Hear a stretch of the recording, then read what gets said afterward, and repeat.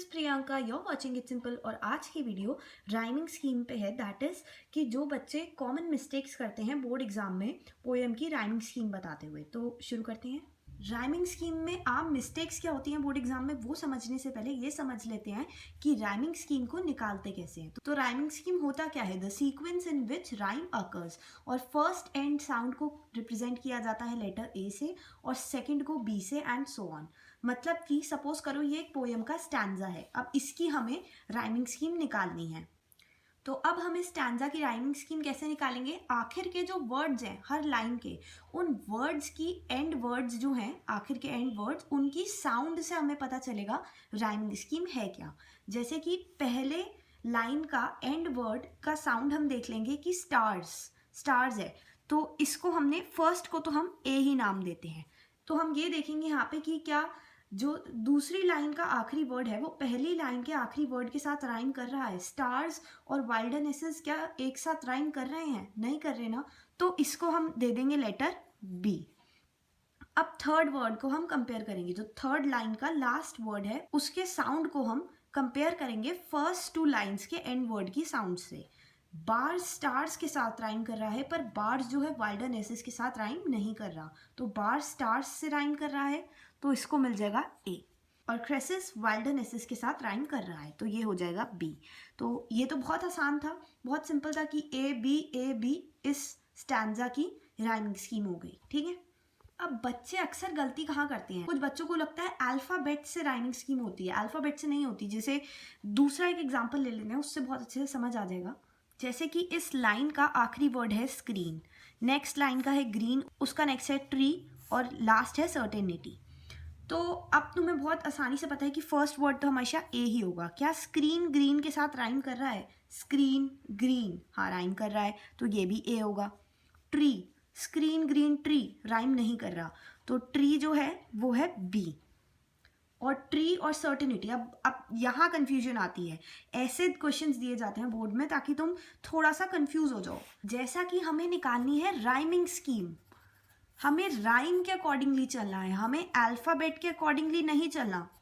Alphabet के accordingly नहीं चलना। कुछ को लगता है कि जैसे स्टार्स है और बार्स है, इनके लास्ट थ्री वर्ड सेम है तो इसीलिए राइम कर रहे हैं, और SES और SES सेम है तो इसीलिए राइम कर रहे हैं। ऐसा नहीं है, अल्फाबेट का रूल नहीं है यहाँ पे कोई, यहाँ पे राइम चलती है।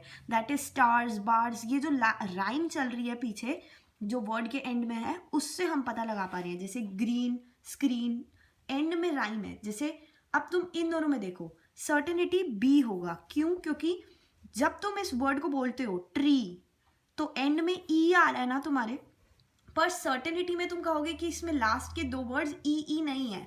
पर फिर वही बात आ गई कि हम यहाँ अल्फाबेट्स के अकॉर्डिंगली नहीं चलते, हम राइम के अकॉर्डिंगली चलते हैं राइमिंग स्कीम में। दैट इज कि ट्री में ई आ रहा है राइम करने पे, और सर्टेनिटी ई सुनाई दिया, ट्री ई और सर्टेनिटी, तो ये जो ई की साउंड है ये राइम है, और इसी राइम से डिसाइड होगा। अल्फाबेट पे मत जाना कि लास्ट में सर्टेनिटी के ई तो है नहीं तो चलो इसको सी कर देते हैं। अगर तुमने लिखा AABC है इसकी राइमिंग स्कीम तो गलत हो जाएगा, तुम्हें मिलेगा 0।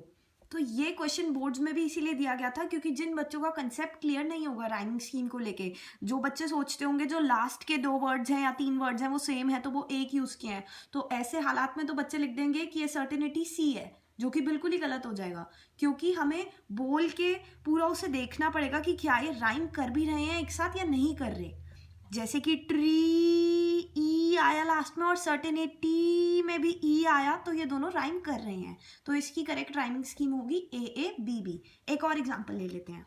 रोड नॉट टेकन भी एक पोएम है, बहुत ज़्यादा फेमस है, तो इसका एग्जांपल ले लेते हैं। तो फर्स्ट लाइन के एंड वर्ड के लिए हमने ले लिया ए। सेकंड देखते हैं, बोथ क्या वुड के साथ राइम कर रहा है? बोथ वुड नहीं, तो ये वाला होगा हमारा बी। स्टूड क्या बोथ के साथ राइम कर रहा है? स्टूड बोथ नहीं। स्टूड क्या वुड के साथ राइम कर रहा है? स्टूड वुड, हाँ, तो ये हो जाएगा ए। अब नेक्स्ट वर्ड आया है कुड। तो अब तक तुम्हें ये बात समझ आ गई है कि तुम्हें अल्फाबेट के अकॉर्डिंगली राइम नहीं करना होता, तुम्हें राइम के अकॉर्डिंगली राइम करना होता है, बोल के तुम्हें राइम करना पड़ता है। जैसे कि क्या बोथ और कुड एक साथ राइम कर रहे हैं? बोथ कुड नहीं, वुड और कुड राइम कर रहे हैं, वुड कुड, हाँ वुड और कुड राइम कर रहे हैं तो ये होगा ए। और ग्रोथ, बोथ ग्रोथ, ये एक साथ राइम कर रहे हैं तो ये हो जाएगा बी। तो ये हो गया ए बी ए बी। ठीक है, तो ए बी इसकी राइमिंग स्कीम हो गई। और एक और होता है that is free verse. Free verse क्या होता है? Poetry that does not rhyme और हैव अ रेगुलर रिदम। तो अगर किसी पोयम की राइम नहीं बन रही है तो तुम उसमें ए बी का ट्रायल तुक्के मार के नहीं आओगे, तुम सीधा उसमें लिख दोगे कि वो एक फ्री वर्स है। ठीक है, अनप्रिपेयर्ड जाना भी बोर्ड एग्जाम्स में ये भी एक बहुत बड़ी गलती है। जब तुम्हें पता है तुम्हारे class 12th English board exam में 5 पोएम्स आनी है, उन 5 की पहले से ही तुम राइमिंग स्कीम देख के जाओ तो बोर्ड एग्जाम में चांसेस ही नहीं रहेंगे कि तुम्हारी राइमिंग स्कीम गलत हो, क्योंकि तुम ऑलरेडी देख के गए हो वो एग्जाम में। तुम पहले से प्रैक्टिस करके ही नहीं रखते पोएम की, क्योंकि हर बच्चा ही सोचता है कि राइमिंग स्कीम बहुत ईजी होगी, ए बी होगी और लास्ट के वर्ड्स ही तो देखने हैं। ऐसे नहीं होता है, कुछ वर्ड्स बहुत ज्यादा कंफ्यूजन भी क्रिएट कर देते हैं जो हमें अभी पता नहीं चलेगा, पर एक बार रीड मारने में तुम्हारा कोई नुकसान नहीं होने वाला, तुम्हारा फायदा ही होने वाला है। तो अब तुम्हें कौन सी 2 बातें ध्यान में रखनी है? पहली तो यही कि जब भी तुम एग्जाम देने जाओ, जो भी 5 या 6 पोएम्स तुम्हारे कोर्स में हैं जो आने वाली हैं, उनकी पहले से ही राइमिंग स्कीम पढ़ के जाओ ताकि गलती होने का कोई चांस ही ना रहे। और पोएम ही एक चीज़ है जिसमें तुम बहुत कॉन्फिडेंटली फुल स्कोर कर सकते हो। ठीक है, और दूसरी बात तुम्हें ध्यान में रखनी है कि राइमिंग स्कीम अल्फाबेट के अकॉर्डिंग नहीं होती, राइम के अकॉर्डिंगली होती है। जैसे कि यहाँ पे था ट्री, ई जो आ रहा था, और सर्टेनिटी जो ई आ रहा था, तो इन दोनों की राइम सेम थी तो इसलिए बी हुआ। ठीक है, तो राइमिंग स्कीम अल्फाबेट के अकॉर्डिंगली नहीं, राइम के अकॉर्डिंगली होती है। Okay, so that's it for this video.